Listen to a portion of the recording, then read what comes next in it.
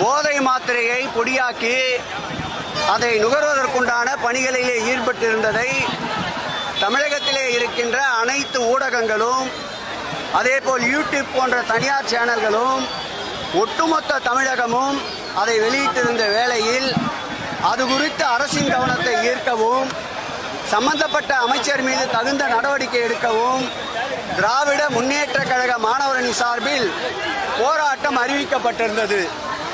அந்த போராட்டம் என்பது இன்றைக்கு சென்னை மாவட்டத்தில் ஒரே இடத்தில் நம்முடைய ராஜரத்னம் ஸ்டேடியம் அருகில் போராடுவதற்கு, ஆர்ப்பாட்டம் நடத்துவதற்கு ஏற்பாடு செய்திருந்தோம். அது அனுமதிக்கப்பட்ட இடம். அது குறித்து முறையாக நேற்றைக்கே மனு அளித்திருந்தோம். முதலில் நாங்கள் மாவட்ட ஆட்சியாளர் அலுவலகம் அருகில் கேட்டிருந்தோம். மாவட்ட ஆட்சியாளர் அலுவலகம் அருகில் கம்யூனிஸ்ட் பேர் இயக்கம் ஆர்ப்பாட்டம் இருப்பதால் நீங்கள் ராஜரத்னம் ஸ்டேடியத்தில் நடத்தி கொள்கிறா என்று கேட்டார்கள். நாங்களும் ராஜரத்னம் ஸ்டேடியத்தில் நடத்தி கொள்கிறோம் என்று அவர்களுக்கு ஒப்புதல் அளித்தோம்.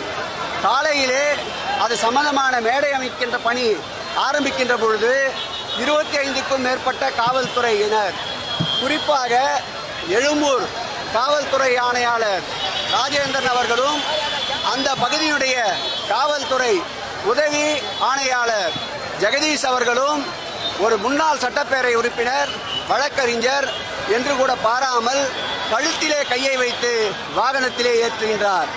அந்த மேடை அமைப்பதற்கும் ஒளி அமைப்பதற்கும் கொண்டு வந்த வாகனங்களை சீஸ் செய்து கொண்டு சென்றிருக்கின்றார். அதேபோல் மேடை அமைக்கின்ற தொழிலாளர்களையும் கைது செய்திருக்கின்றார்.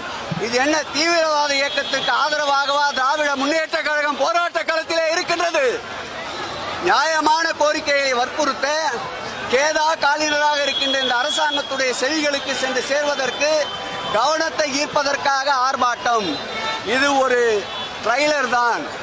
மாண்புமிகு தமிழக முதல்வர் அவருடைய கட்டளை ஏற்று ஒரு இடத்தில் நடத்த இருந்த ஆர்ப்பாட்டத்தை இன்றைக்கு சென்னையிலே 3 இடங்களில் மாற்றி கைது நடவடிக்கைகளில் ஈடுபட்டிருப்பது எங்களுடைய இயக்கத்திற்கும் மேலும் உத்வேகத்தை அளிக்கும்.